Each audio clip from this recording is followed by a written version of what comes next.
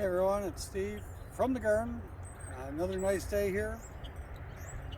I'm going to be adding some new trees to my mini orchard. The first one is actually a dwarf weeping Hagen cherry, which does not produce any fruit. It's just ornamental. I'm going to get this one in first. My wife wanted it to be here where we can have a bench, look over the pond, and the cherry tree will frame that scene. Getting the tree itself unwrapped. Did a good job of keeping it wrapped up tight so it stayed moist. So let's go ahead and get this in the ground. Okay, as you can see, I got a planting hole started here. Just going to set the tree in, see how it fits with the level of the ground over here. It needs just to be a little bit deeper. Put that in there. That way when I fill this back in, the tree will actually be mounted up slightly from the base of the ground level. But that should work, and I'll be able to put some compost on the very top when I get done. But the first thing I'm going to be doing is just getting a little bit of the soil put back in around it. Fill that in, and I'll check back in with you. The soil about halfway up now, so I'm just gonna give this some water, get rid of any air pockets that might be in there. Make sure the roots are well watered before I put the rest of the soil back in. So I'll finish this part and I'll check back. I have the rest of the dirt filled in. Again, I'm just going to water this in real good. The topsoil here, in the first like 4 or 5 inches is actually pretty good. So I'm not going to put any compost on right now. I'll probably add some in like a month or two. But for now, let's get this one watered in and move on to the next one.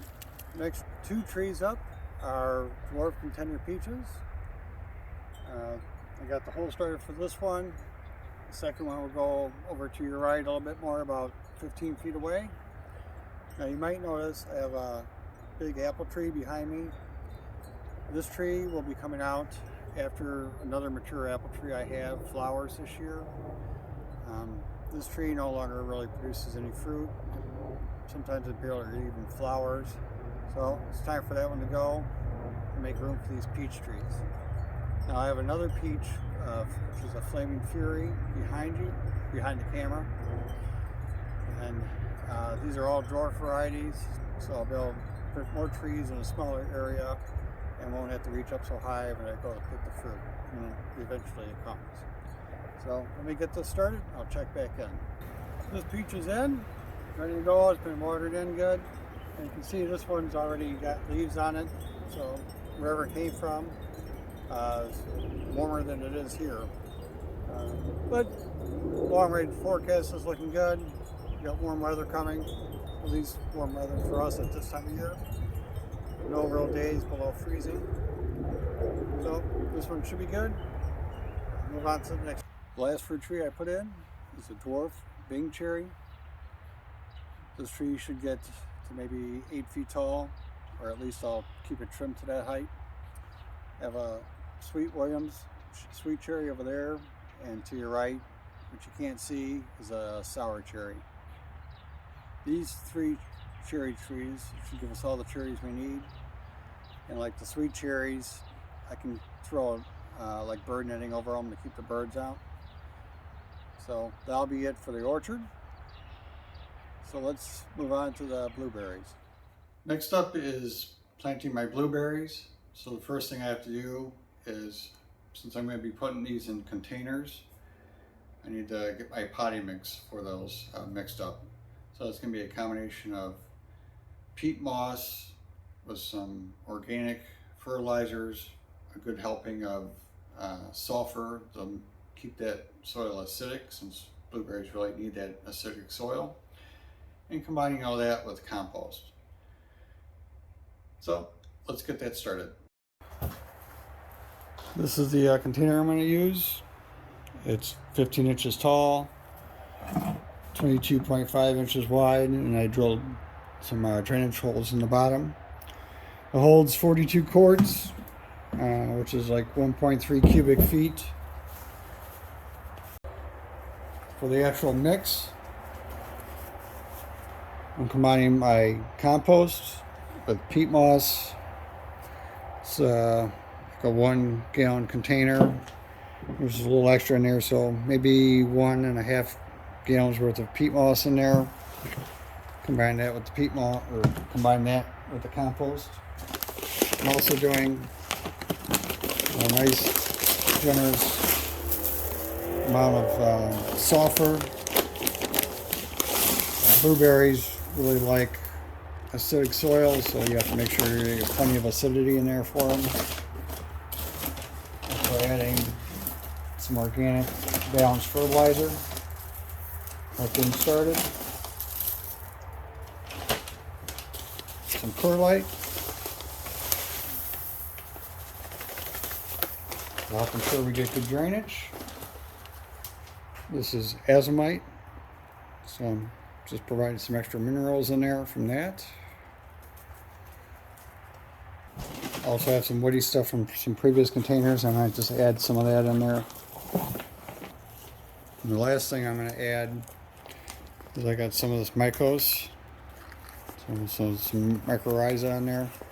I'm going to add just a little bit to the general mix, just to get the fungi started.